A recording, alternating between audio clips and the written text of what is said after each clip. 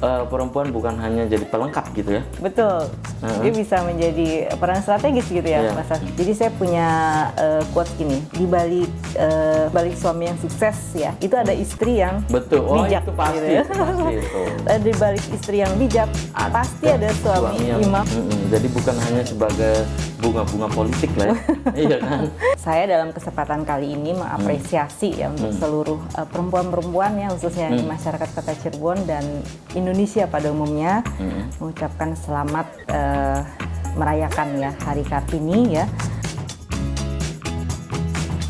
Assalamualaikum warahmatullahi wabarakatuh. Senang sekali saya Afif Rifai hadir kembali di hadapan Anda di podcast Fajar Cirebon TV, dan kesempatan kali ini yang nanti kita akan bahas, kita akan diskusikan, kita akan discuss tentang Kartini masa kini ya, dan bagaimana catatan narasumber berkaitan dengan sosok Raden Ajeng Kartini yang seperti kita ketahui ya, sedulur-sedulur Fajar Cirebon, bahwa sosok Raden Ajeng Kartini adalah figur ataupun sosok perempuan yang boleh dibilang adalah sosok dalam tanda petik pendobrak ya, khususnya untuk kaum perempuan bagi Raden Ajeng Kartini. Dalam bahasa sekarang itu tidak hanya dapur sumur kasur ya, tetapi lebih dari itu. Raden Ajeng Kartini mengajak kaum perempuan untuk terutama di sektor publik untuk setara, dalam artian sama seperti kaum laki-laki ya, terutama untuk mengisi pos-pos seperti ya saat ini banyak kaum perempuan yang menempati posisi seperti menjadi lurah, camat, kepala dinas, dan sosok yang ada di sebelah saya juga ini sedulur Fajar Cirebon adalah pencapaian tertinggi ya dalam bidang akademik, doktor ya, seorang perempuan dengan gelar doktor, dan juga ini salah satu salah satu perempuan juga yang berdinas di Setda ya, Setda pemerintah Kota Cirebon. Di sebelah saya ada Dr. Haja Maya Damayanti SSTMH. Apa kabarnya, Bu Maya? Assalamualaikum. Waalaikumsalam. Ya, masih dalam bulan Syawal ya. Minal aidin wal faizin, Bu. Sama-sama, Mas Afif. Berapa lama kita ketemu nih, Bu? Aduh, udah berapa purnama ya kita. Lama nggak ketemu ya. Iya ya. Waktu itu masih belum selesai gelar doktornya ya. Iya, masih nyusun ya waktu betul, itu ya. Betul. Masih nyusun disertasi ya. Nyusun disertasi. Nah, ini tentang apa ini disertasinya, Bu Maya? Oh iya. Saya menulis disertasi itu dalam pelayanan publik ya, masih pelayanan publik sektor perizinan. Perizinan. Karena waktu itu saya masih berdinas di Dinas Perizinan ya, pelayanan terpadu satu pintu. Kemudian saya alih tugas dan itu juga masih belum selesai. Kemudian saya sekarang berdinas di sekretariat daerah ya, Setda Kota Cirebon selaku kepala bagian. Ya. Dan alhamdulillah sudah selesai kuliahnya, sudah. Ya, doktornya sudah selesai ya, program doktornya. Ya. Dan ini kalau saya usul ini disertasinya dibukukan, Bu. Oh iya. Diedit, nanti diedit sana sini, nanti bisa jadi buku itu, Bu, disertasinya. Iya, bisa ya. Ibu, ini ngomong-ngomong tentang Hari Kartini nih, Bu ya. Iya. Nah, kalau pandangan Bu Maya sebagai sosok perempuan, dan boleh dibilang di sebelah saya juga ini narasumber kali ini adalah Kartini masa kini. Ya kalau Mas Hengki itu Kartono. Kartono ya. Iya. Kalau Bu Maya Kartini masa kini ya, terbukti dengan pencapaian gelar ya. Alhamdulillah. Nah, ya, udah doktor.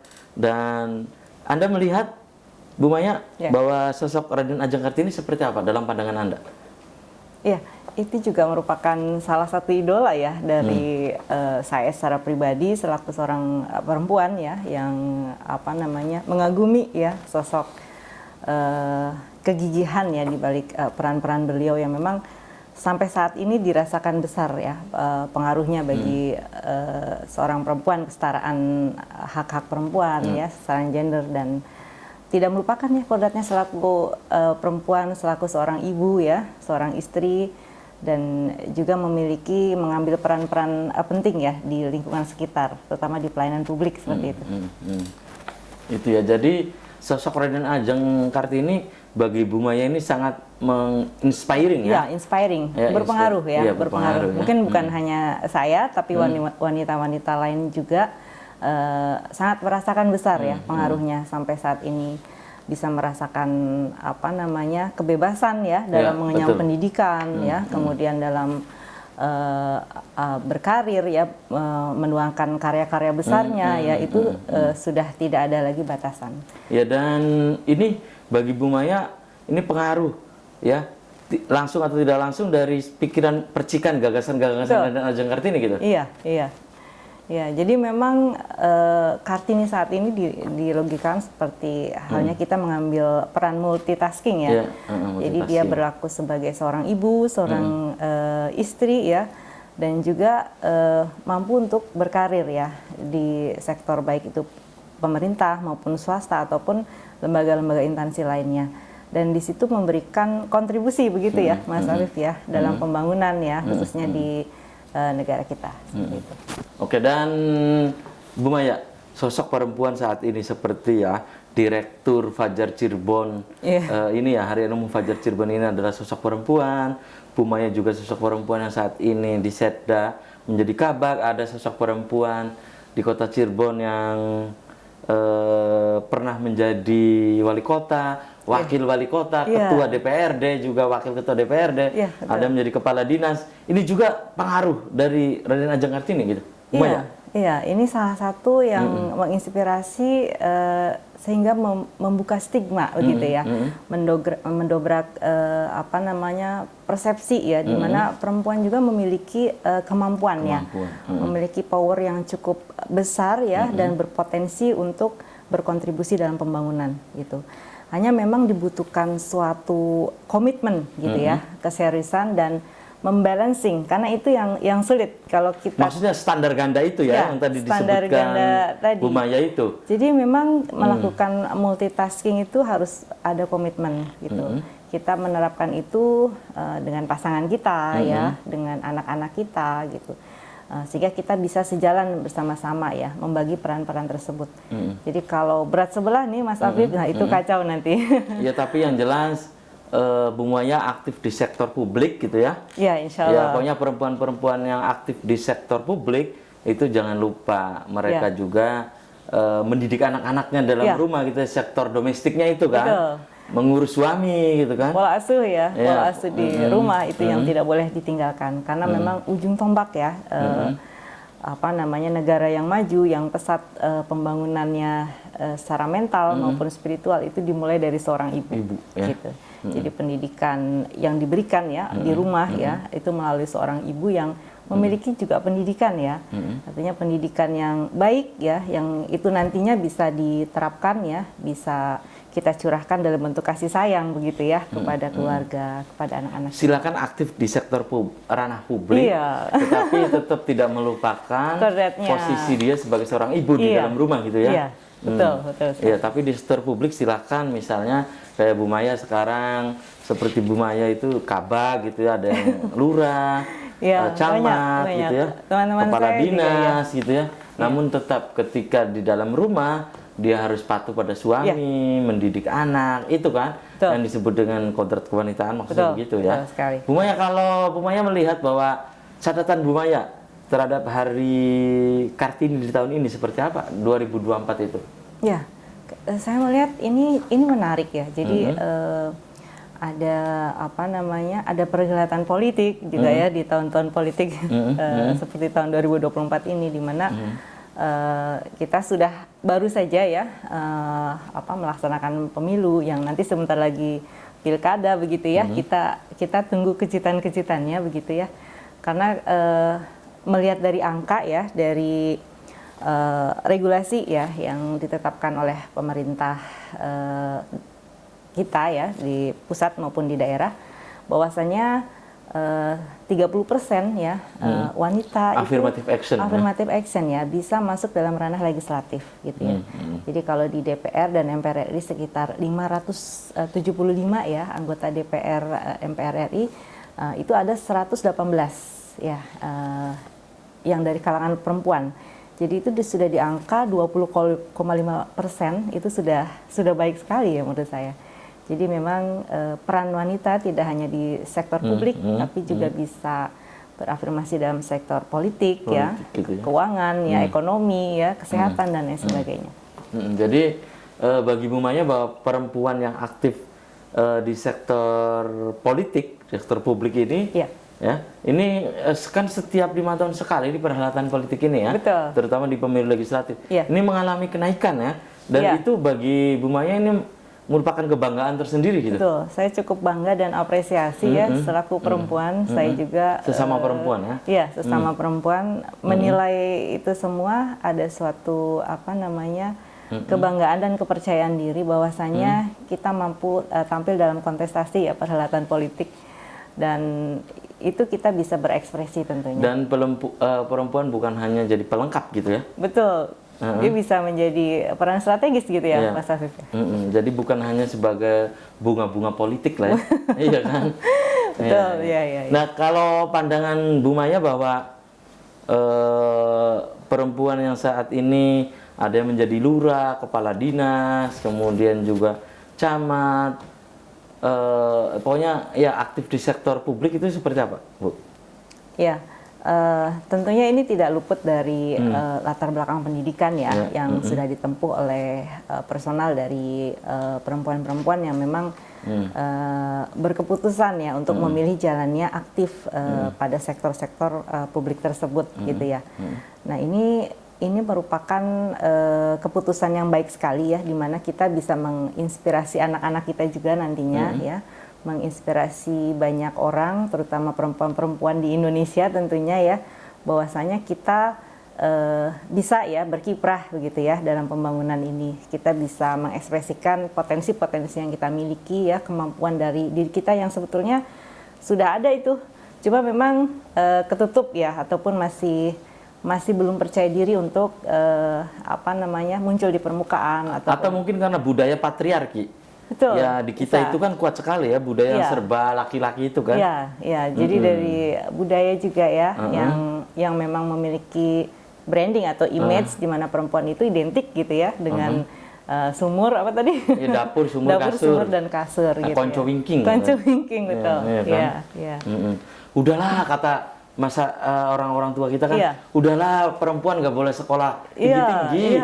Lagian perempuan itu tempatnya nanti di dapur kan, begitu kan? Betul, iya kan? Iya. Nah itu kan budaya patriarki juga loh, Bu. Iya, dari budaya juga mempengaruhi ya, yang yang masih berstigma seperti itu dan biasanya diwariskan. Tapi tentunya kita bisa mengungkapkan ya dengan informasi kan, sekarang udah mulai deras ya dari digital ya, teknologi. Kita bisa menyerap informasi itu dan kita kemukakan ya kepada orang tua kita tentunya dengan santun.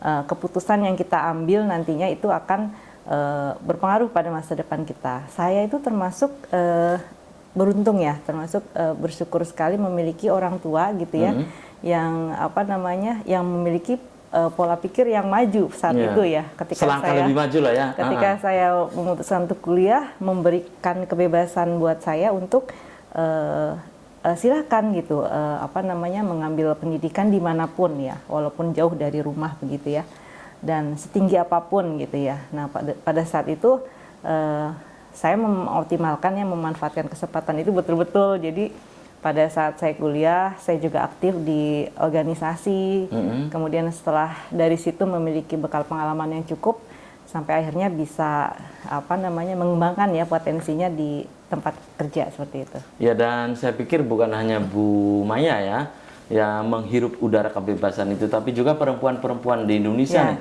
sedulur Fajar Cirebon. Karena apa ya?